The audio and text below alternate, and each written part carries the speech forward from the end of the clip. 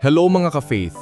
Nandito na naman ako upang maghatid ng isang makabuluhang mensahe ng pag-asa mula sa Ebanghelyo ngayong araw, Hunyo 29, 2025, mula sa Matthew 16:13-19. Kasabay nito, ginugunita rin natin ang solemnidad nina San Pedro at San Pablo, dalawang haligi ng ating simbahan.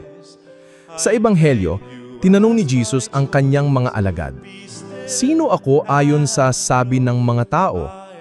Pero mas personal ang sumunod niyang tanong, "Sino ako para sa inyo?" At sumagot si Pedro, "Ikaw ang Kristo, ang anak ng Diyos na buhay." At dahil sa pananampalatayang yon, sinabi ni Jesus, "Ikaw ay Pedro, at sa ibabaw ng batong ito itatayo ko ang aking simbahan."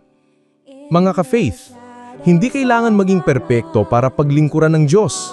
Si Pedro at si Pablo may mga kahinaan, pero ginamit sila ng Diyos para palaganapin ang pananampalataya. Ang mahalaga, kilala ba natin ng personal si Jesus? Hindi lang base sa sabi-sage, kundi sa totoo nating paniniwala. Ngayong araw, itanong natin sa sarili, sino si Jesus sa buhay ko? At gaya nina San Pedro at San Pablo, handa ba akong tumugon at maglingkod? Ako po si Kuya Rai. Patuloy tayong humawak sa pananampalataya kahit may kahinaan basta may pusong handang sumunod. Be a digital disciple. Share Christ with every click. God bless you. Shout out time!